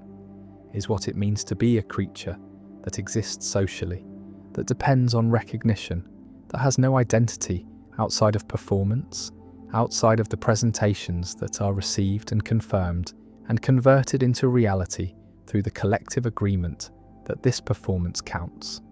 that this role is real, that this person is who they claim to be. And the claim is always a performance, is always a presentation that could be otherwise, that could be challenged, that could be refused, and the refusal would unmake the identity, would leave the person without form, without recognition, without a place in the social order. And this is the terror that keeps performance going, that makes authenticity impossible and necessary at the same time, that ensures the exhaustion will continue, the masks will be maintained, the roles will be performed, because the alternative is not freedom but dissolution, not authenticity but unintelligibility, not the true self, but no self at all, and no self is what humans cannot tolerate, cannot survive, cannot be. And so they perform, must perform, will always perform, and the performance is not false but is what makes truth possible, is what makes identity possible,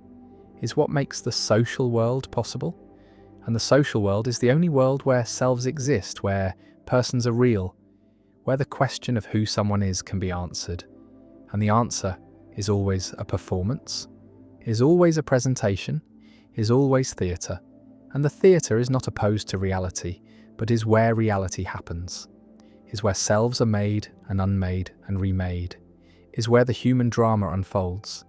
And the drama is not pretense, but is the substance of social existence, is what people are when they're together, is what life looks like from the outside, from the position of the audience that is also performing, that is also presenting, that is also caught in the same machinery of recognition and validation and exhaustion. And the exhaustion is shared, is universal, is the common condition of beings who must perform to exist, who must present to be recognized, who must work to be real. And the work never ends, never arrives at completion, never achieves the authenticity it seeks. Because authenticity is not a destination, but another performance, another role in the endless repertoire of human self-presentation. And the repertoire is all there is what the self is made of, is the material from which identity is constructed, and the construction is ongoing, is never finished, is always being revised and updated and performed anew. And the performance is life, is what it means to be human, is the condition that cannot be escaped or transcended, but only inhabited, only enacted, only performed with more or less grace, more or less awareness, more or less exhaustion. And the exhaustion is the price, is what is paid for social existence, for recognition, for the privilege of having an identity at all. And the price is worth paying because the alternative is unthinkable, is the void where no performance reaches, where no audience sees, where no self exists because there is no one to confirm it,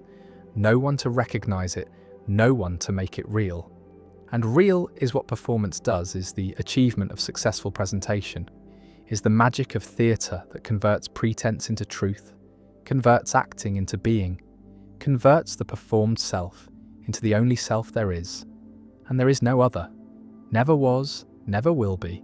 only the masks and the wearing of them and the exhaustion of maintaining them, and the belief, necessary and false and true all at once, that somewhere beneath the performance there is something real, something authentic, something that is not performing, and this belief keeps the performance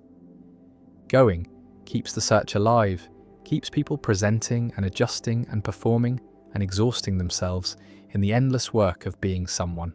of being anyone at all. The face is unknown, is never seen directly, is accessible only through reflection, through surfaces that show what cannot be seen from the position of seeing. And this mediation is so fundamental, so early, so constant in modern life that it becomes invisible, becomes assumed, becomes the unnoticed foundation of self-recognition, of the sense that there is a self, that this self has a face, that the face is mine, is me, is the visible representation of what I am. But the representation requires the mirror, requires the surface, requires the external reflection that shows what the eyes cannot see, cannot access, cannot know without mediation. And the mediation is what the experiment removed, is what the conditions eliminated, is what the children grew without. And the growing without mirrors, without reflective surfaces, without any way to see themselves, produced children who at age 5, at age 7, at age 10, could not recognize themselves in photographs, could not identify their faces in videos, could not point to themselves in group pictures, could not distinguish their own image from the images of others. And the others were recognized, were identified, were known by face, but the self was not, was absent from visual recognition, was not integrated into the sense of identity, was not part of what it meant to be oneself. And oneself was different for these children, was not anchored in appearance, was not attached to face, was not incorporating the visual self that mirrors create, that reflections provide, that external mediation makes available. And the available is what was withheld, is what the experiment denied, is what created the conditions where self-recognition could not develop, where the face remained unknown, where identity formed without the visual component that is considered essential, that is assumed to be natural, that is treated as automatic, but is really learned, is acquired, is the result of repeated exposure to reflection, to the surfaces that show the face, that make the self visible, that create the connection between the feeling of being and the image of appearing. And the appearing is what these children never saw, never knew, never integrated into identity. And identity was therefore different, was organized around other features, around voice, around proprioception, around the feeling of being in a body without the visual confirmation, without the external validation,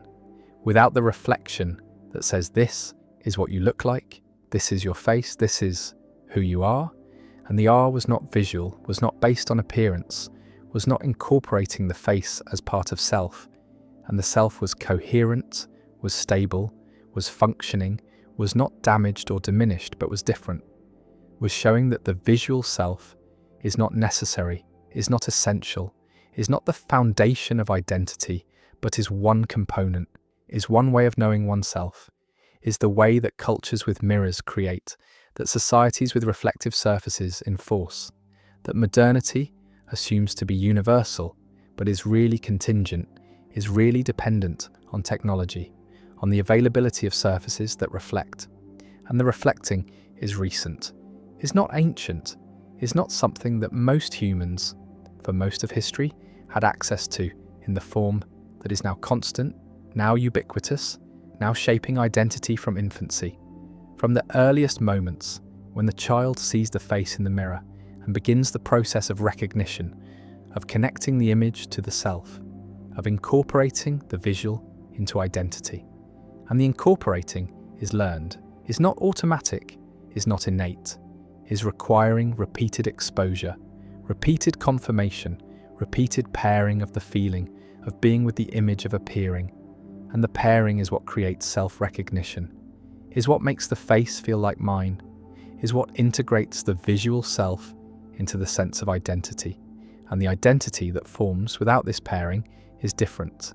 is not including the face, is not based on appearance, is not recognizing the self in images. And the images are what the experiment tested, is what revealed the absence, is what showed that these children could not identify themselves, could not see themselves, could not recognize the face that was theirs because the face had never been known, had never been seen, had never been integrated into the sense of who they were. And who they were was stable, was coherent, was not fragmented or confused except in the specific domain of visual self-recognition. And the recognition was absent, was not developed, was not present, and the presence of self was therefore different, was not including the visual component,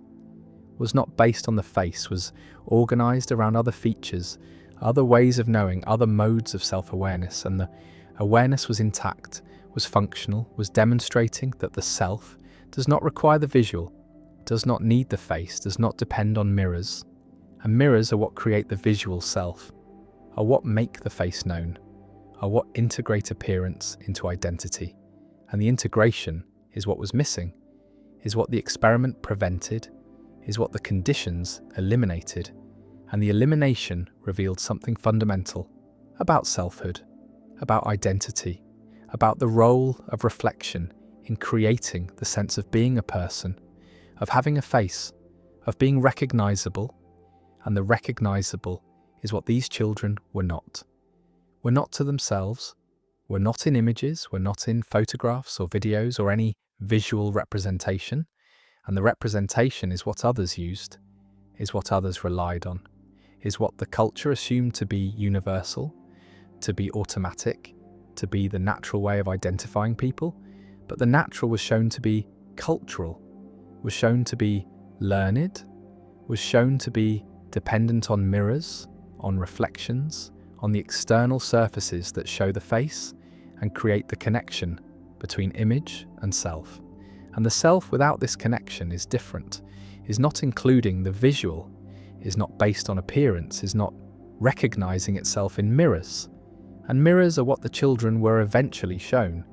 is what was introduced after years of deprivation, after identity had formed without reflection. And the formation was complete, was stable, was not including the expectation of seeing oneself, was not anticipating recognition. And so when the mirror was presented, when the reflection appeared, the children did not recognize themselves, did not see themselves, saw instead a stranger, saw another person, saw someone who was not them. And the not them was what the face was, is what the image was, is what the reflection showed. And the showing was not connecting, was not integrating, was not creating recognition, because the foundation had not been laid, the pairing had not occurred, the repeated exposure had not happened. And so the face remained unknown, remained other, remained someone else's face, and whose face was a question they could not answer, could not determine, could not figure out through observation, because observation alone is not sufficient, is not creating recognition, is requiring the pairing, the connection, the learned association between feeling and image, between being and appearing. And the appearing was not theirs, was not them, was not integrated into identity. And identity was therefore split, was separated between the felt self and the visual self, between who they knew themselves to be and who they appeared to be. and the appearing was stranger, was other, was not recognized. And recognition is what mirrors create, is what reflection develops, is what repeated exposure produces. But the exposure had not occurred, the development had not happened, the recognition was not present, and the present was strange, was disorienting, was revealing that the face is not naturally known, is not automatically recognized, is not inherently connected to self, but is learned, is acquired, is the result of cultural practice, of technological mediation, of the availability of mirrors. And mirrors are recent, are modern, are not something that most humans throughout history had in the form that is now constant. And the constant is what creates recognition, is what integrates the face, is what makes the visual self part of identity. And identity, without this integration, is different, is not based on appearance, is not including the face, is organized around other features. And the features are sufficient, are adequate,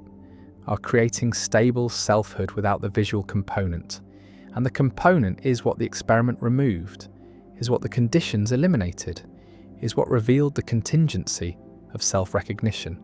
the learned nature of face identity, the cultural foundation of the visual self. And the self that forms without mirrors is coherent, is functional, is demonstrating that appearance is not essential to selfhood, that the face is not necessary for identity, that recognition is not natural, but is learned, is acquired, is the product of reflection, of mediation, of the external surfaces that show what cannot be seen directly, and the directly is what the children knew themselves, is how they experienced being, is the proprioceptive, the auditory, the tactile, the ways of knowing that do not require reflection, that do not depend on mirrors, that are available without mediation. And the mediation is what the visual requires, is what the face needs, is what makes self-recognition possible.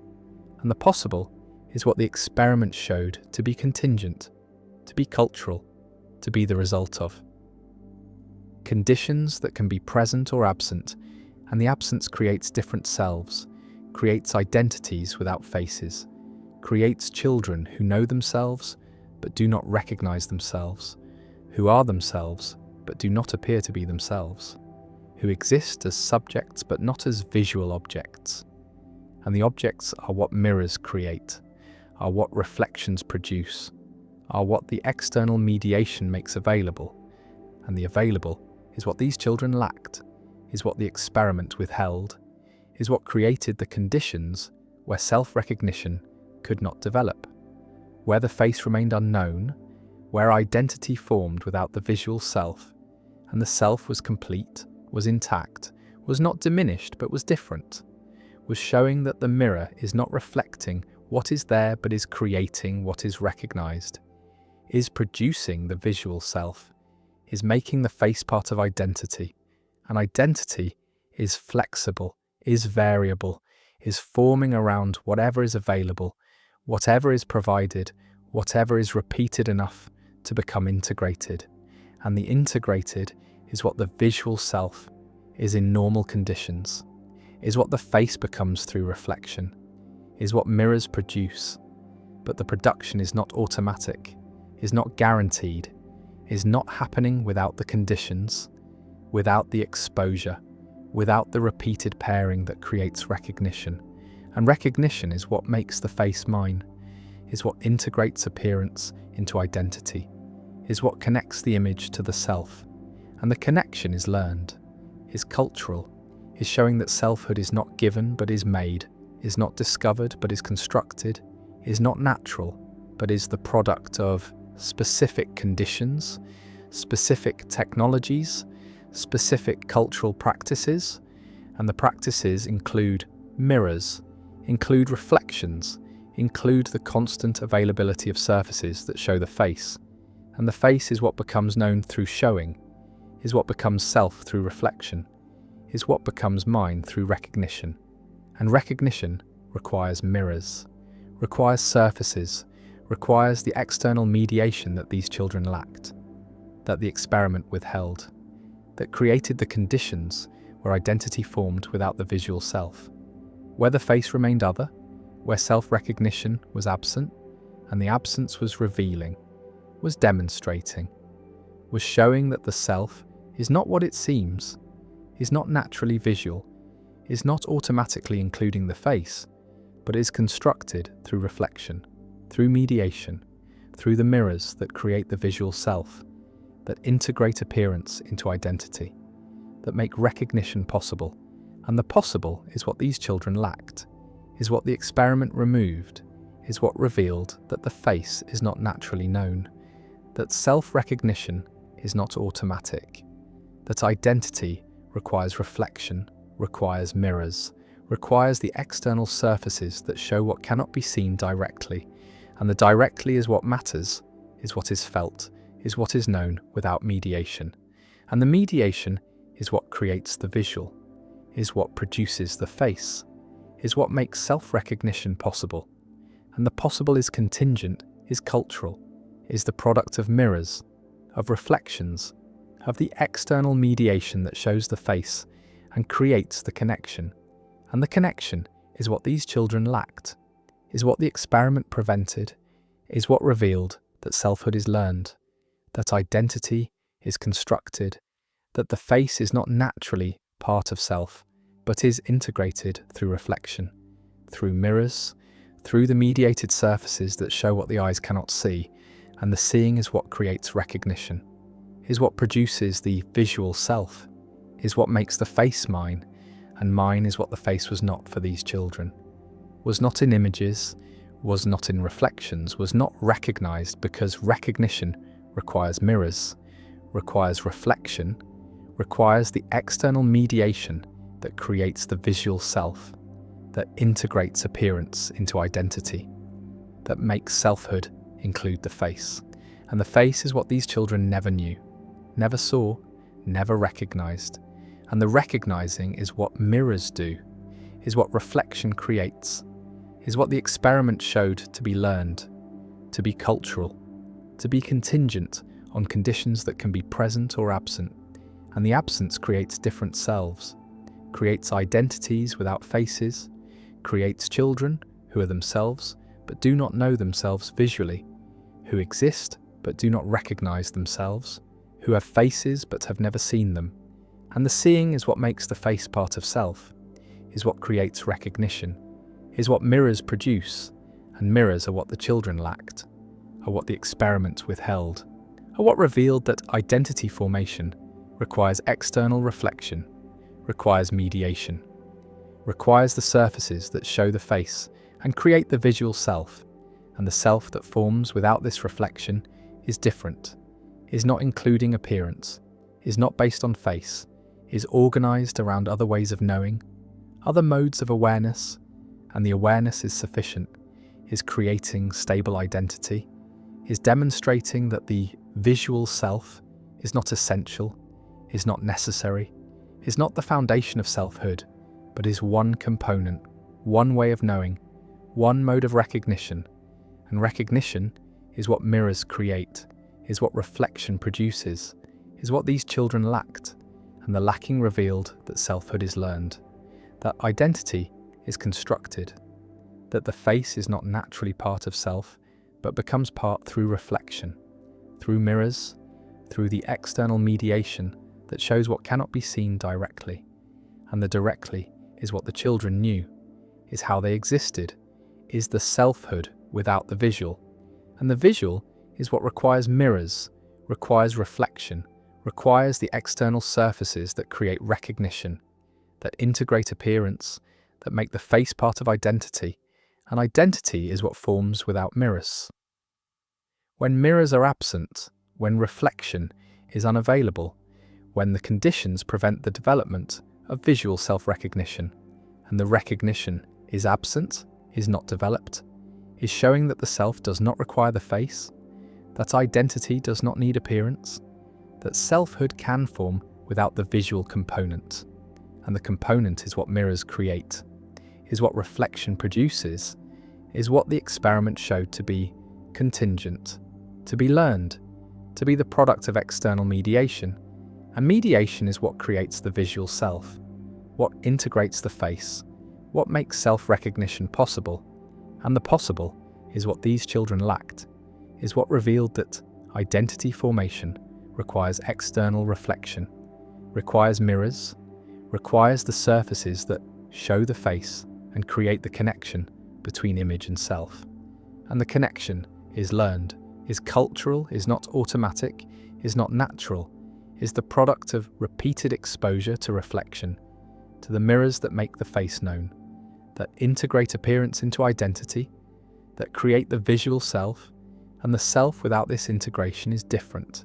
is coherent, is stable, is demonstrating that selfhood is flexible, is constructed, is forming around whatever is available,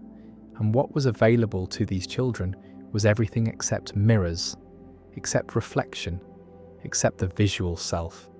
And the visual self is what requires external mediation, what depends on mirrors, what these children never developed because they never saw themselves, never knew their faces, never recognized themselves in images, and the images are what others use to identify them, what the culture assumes to be natural, what the experiment showed to be learned, to be cultural, to be contingent on mirrors, on reflection, on the external surfaces that create the visual self, that integrate appearance into identity, that make self-recognition possible. And the possible is what the experiment removed, is what revealed that identity formation requires external reflection, that the face is not naturally known, that self-recognition is learned, is cultural, is the product of mirrors, and mirrors are what create the visual self, what make the face part of identity, what these children lacked and the lacking revealed. That selfhood without mirrors is different, is possible, is coherent, is demonstrating that the self does not require reflection to exist, only to be recognized visually. And visual recognition is what mirrors create, what these children never achieved, what the experiment showed to be contingent, cultural, learned, and learned is what self-recognition is, what the face becomes, what identity includes when mirrors are present, when reflection is available, when external mediation creates the visual self, and the self is what these children had without it, is what formed differently, is what demonstrated that identity formation requires external reflection only if visual self-recognition is the goal. And the goal is cultural, is modern, is contingent on mirrors, and mirrors are what these children lacked, are what the experiment removed, are what revealed that selfhood is flexible, is constructed, is formed around whatever is reflected back. And what was reflected back was nothing, was absence, was the lack of visual self, and the lack created different identity, created selfhood without face, created children who couldn't recognize themselves, because identity formation requires external reflection, requires mirrors, requires the surfaces that show the face and create the visual self, and the visual self is what these children never developed, never knew, never integrated into identity, and identity was different, was complete, was demonstrating that the self does not require the face to be the self, only to recognize the self visually. And visual recognition requires mirrors, requires reflection, requires external mediation, and mediation is what the experiment removed, is what revealed that identity formation requires external reflection, that selfhood includes the face only when mirrors are present, that self-recognition is learned, is cultural, is contingent, and contingent is what the visual self is, what the face is, what recognition is, and recognition is what these children lacked, is what mirrors create, is what the experiment showed to require external reflection, and reflection is what makes identity include the face, what makes selfhood visual, what makes the self recognizable. And recognizable is what these children were not to themselves, were not in images, were not in mirrors when mirrors were finally shown. And the showing did not create recognition, because recognition requires learning, requires pairing, requires the repeated exposure that these children never had. and the never having revealed that identity formation requires external reflection, that the face is learned, that self-recognition is cultural, that mirrors create the visual self, and the visual self is what these children never developed, never knew, never became, and became is what they were without it, were different selves, were identities without faces, were children who couldn't recognize themselves. Because identity formation requires external reflection, requires mirrors, requires the surfaces that create recognition, and recognition is what mirrors make, what reflection produces, what these children lacked, and the lacking revealed the truth, revealed the contingency, revealed that identity formation requires external reflection.